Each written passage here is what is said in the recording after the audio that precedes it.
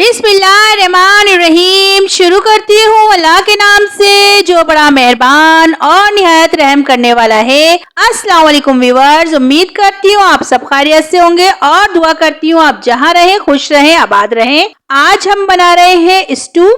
कुछ लोग इसको प्याज गोश्त भी बोलते हैं। गाइस इसके लिए हमें चाहिए गोश्त आधा किलो, प्याज 1 पाव, लहसुन अदरक का पेस्ट 1 टीस्पून, हल्दी पाउडर हाफ टी स्पून, ये तेजपात है 2 अदद, नमक हाफ टी स्पून, कुटी मिर्च 2 टीस्पून, धनिया पाउडर 1 टीस्पून, ये गाइस थोड़ा सा गरम मसाला है, काली मिर्च, लौंगे और थोड़ा सा दालचीनी का टुकड़ा, साबुत लाल मिर्च जो है 6 अदद है, हरी मिर्च 4 अदद है और टमाटर 5 अदद है। मैंने इसको कट कर लिया है। चलिए गाइस बनाना स्टार्ट करते हैं। मैंने आधा कप ऑयल जो है अपने कुकर में डाल दिया है और सबसे पहले हम इसमें गरम मसाला और जो साबुत मिर्चें हैं वो डालेंगे। तो गाइस मैंने गरम मसाला ऑयल में डाल दिया है और अब हमें इसको थोड़ा फ्राई करना है ताकि गरम मसाले की अच्छी सी खुशबू आ जाए। और ज़्यादा नहीं फ्राई करना है, हमें बस थोड़ा सा हल्का सा फ्राई करना है। और इसी के साथ जो है अब मैंने जो प्याज कट करके रखी हुई थी गाइस वो ऐड कर दूंगी। ये देखिए गाइस मैंने प्याज ऐड कर दी है और हमें जो है प्याज को ब्राउन नहीं करना है, बस हल्का सा नरम कर देना है। इसको ब्राउन नहीं करना है। अभी मैं आपको दिखाती हूँ कि हमें किस तरह की चाहिए प्याज। ये देखिए गाइस अभी थोड़ी नरम हुई है, हमें थोड़ा और करना है इसको। और गाइस जब तक हम प्याज को अपने फ्राई कर रहे हैं आप लोग मेरे चैनल को सब्सक्राइब कर लें और बेल आइकन को दबाना ना भूलें ताकि आपको मेरी वीडियो बर वक्त देखने को मिले। तो गाइस आप लोग देख सकते हैं हमारी प्याज जो है हो गई है, बिल्कुल हमें इसी तरह की चाहिए, ब्राउन नहीं करनी है। और अब जो है हम गोश्त इसमें ऐड कर देंगे। ये देखिए गाइस मैंने गोश्त डाल दिया है और गोश्त डालने के साथ ही मैं लहसुन अदरक का पेस्ट भी ऐड कर रही हूँ। और अब जो है मैं इसको फ्राई करूंगी अच्छे से। मुझे जो है गोश्त और लहसुन अदरक को फ्राई करना है प्याज के साथ। और ये देखिए गाइस हमने कितने अच्छे से इसको मिला लिया है और अभी थोड़ी सी देर और मैं इसको फ्राई करूंगी ताकि गोश्त का कलर थोड़ा चेंज हो जाए। मुझे जब तक फ्राई करना है इसको। और इसी के साथ अब जो है मैं मसाले ऐड कर दूंगी जो हमने निकाल के रखे हुए हैं पहले ही। गाइस इसमें ज़्यादा मसाले नहीं ऐड होते हैं लेकिन ये बहुत ही अच्छा बनता है, आप लोग भी इसको ट्राई करिएगा। और इसके साथ मैं 4 टेबल स्पून के करीब पानी डाल दूंगी ताकि हमारे मसाले जले नहीं। और गाइस ये देखिए मैंने पानी ऐड कर दिया है और इसको मैं अच्छी तरह भून लूंगी। गाइस गोश्त को और मसालों को अच्छे से भूनना है हमें ताकि इसकी अच्छी सी खुशबू आ जाए और हमारे मसालों का फ्लेवर भी आ जाए अच्छा सा। और गाइस आप लोग देख सकते हैं मैंने कितने अच्छे से इसको भून लिया है मसालों को और गोश्त को। और अब जो है मैं इसमें अपने जो मैंने कट करके रखे हुए थे टमाटर वो ऐड कर दूंगी गाइस। और टमाटर ये देखिए मैंने टमाटर ऐड कर दिए हैं और टमाटर ऐड करने के बाद मैं इसको अच्छे से मिलाऊंगी। और गाइस टमाटरों के साथ हमें जब तक भूनना है जब तक टमाटर थोड़े नरम नहीं हो जाते।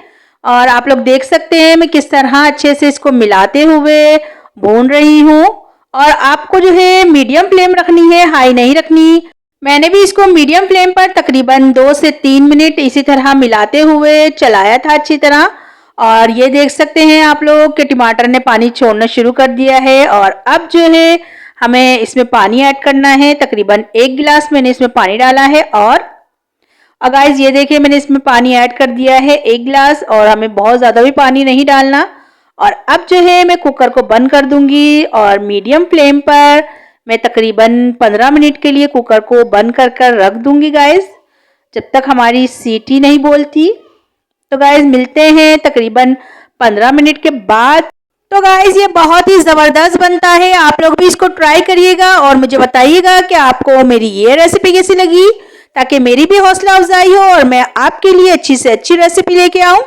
ये देखिए गाइस 15 मिनट हो गए थे और मैंने सीटी हटा दी है कुकर की। और अब जो है हमें इसको अच्छे से भूनना है और जब तक भूनना है जब तक जो है इसमें ऑयल नज़र नहीं आने लग जाता गाइस। तो गाइस जब तक हमारा सालन भुन रहा है आप लोग मेरे चैनल को सब्सक्राइब कर लें और बेल आइकन को दबाना ना भूलें ताकि आपको मेरी वीडियो बर वक्त देखने को मिले। और गाइस अगर आपको मेरी वीडियो अच्छी लगती है तो इसे लाइक करें, शेयर करें और कमेंट्स में मुझे बताया करें कि आपको मेरी वीडियो मेरी रेसिपी कैसी लगती है। ये देखिए गाइस ऑयल नजर आने लग गया है। अब हम इसके अंदर हरी मिर्चें जो कट करके रखी हुई थी वो ऐड कर देंगे।